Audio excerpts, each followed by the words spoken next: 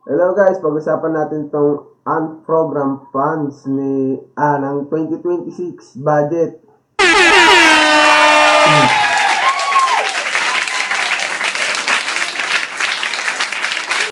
Sa panoorin natin to si Erice. Ito yung maingin lagi eh. Maayos ang 2026 budget kumpara dun sa tatlong napaka-corrupt na budget, yung 2023, 2024 at 2025.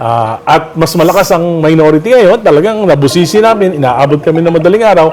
Kung may nakalusot man lang dyan, very minimal. At madaling ma-check yan ng Oversight Committee. Pag Ang alam ko ang tatlong unprogrammed funds, may tatlong nakalusot na unprogrammed funds na hindi nabito. sa implementation. Pero ang tigas ng ulo ng gobyerno natin, pinasok pa rin yung unprogrammed funds. Ang liwaliwanag nung sinabi ni Justice Hernando dun sa decision ng Supreme Court. Sa PhilHealth. Sa PhilHealth, sabi niya, any form of unprogrammed funds, unconstitutional. Wow. So ngayon, pagka hindi Yan si Jesus Francis. Hindi lang pa-plastic na lang eh. Sige, tuloy natin. binito yan ni Presidente, hindi pa niya naman pinipirma, pero may kahilingan na si Cardinal David na sana ibito ng Presidente yan. Kung hindi niya ibibito, I will be forced to file a petition before the Supreme Court questioning the constitutionality of unprogrammed funds. Okay. Mga bay, sabi niya dito. Sino na pakinggan mo sabi niya? Unconstitutional. Ayan. Unconstitutional daw, sabi nung isang justice. Paano magiging unconstitutional yan? Eh, yung unprogrammed funds na yun ay merong line item. Unconstitutional ang isang budget kung wala siyang line item. Yung unprogrammed na yun, kung walang naka-line item, walang paglalaanan. Ayan.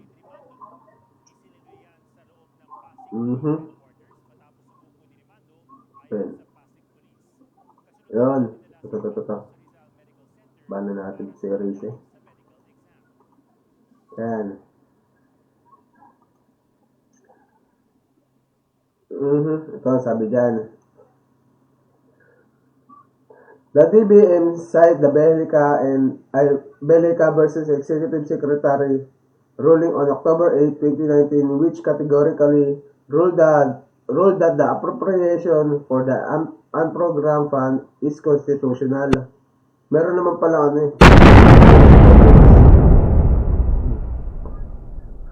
The court clarified that the unprogrammed appropriation are not prohibited lump sum fund because they are accompanied by an annex that specifies the public purposes and corresponding amount for which that fund may be used.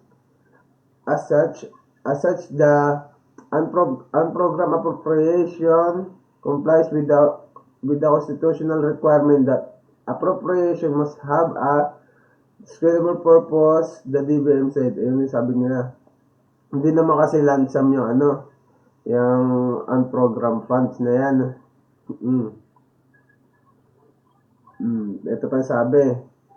Taken together, Supreme Court jurisprudence and the design of the 2026 GA demonstrate that the unprogrammed appropriations are constitutional, clearly defined, and now subject to even tired fiscal discipline and safeguards, it added. Sabi.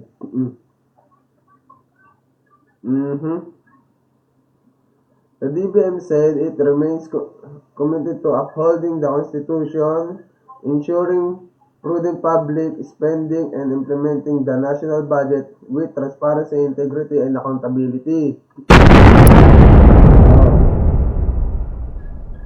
Magiging naman kasi yan, yung unprogrammed fund, unconstitutional yan pagka yung sa implementation, pagka maling implementation. Yun naman din kasi pork barrel yan ng gobyerno. Ito pag-usapan natin yung sa yung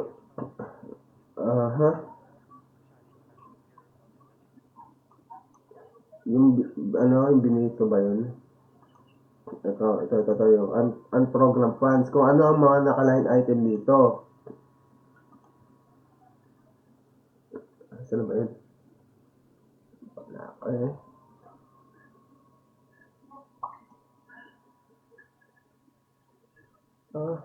Yun.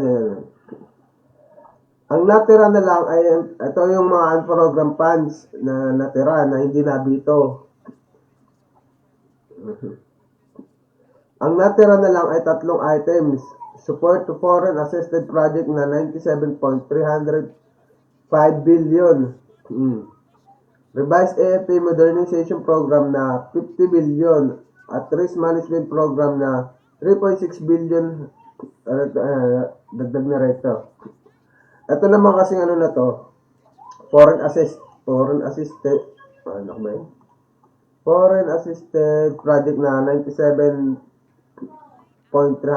billion.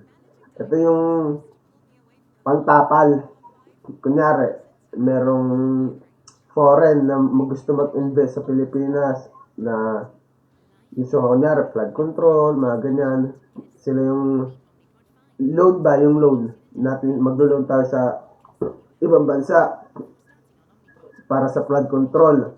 Pero yung loan natin yun, hindi pa dumarating. Etong assisted project na to, ito yung pantatapal nila. Ayan. Pantatapal muna nila yan habang wala pa yung na-loan natin. O, ito naman sa AFP, modernization program, itong 50 billion. Ito yung kung may bibilihin, bibili ka ng tangkay, aeroplano, bibili ka ganyan. Pero sumobra na sa allocated budget ng AFP, ito yung pandadagdag. Pandadagdag yan. Kung napakamahal na yung presyo ng, sabihin mo natin, F-16, fighter jet, yan yung bibilihin. Yung allocated budget, hindi sasapat yung budget na yun sa pambili ng aeroplano na yun. Ito namang risk management program, sa mga disaster. Yan, mga baha, lindol, ayan yung mga pantutulong, ayan yung pantatapal. Kaya hindi pwedeng sabihin, unconstitutional yung sinasabi nilang unprogrammed fund kasi nga po may line item. Yun lang, maraming salamat. Erase. Fuck you.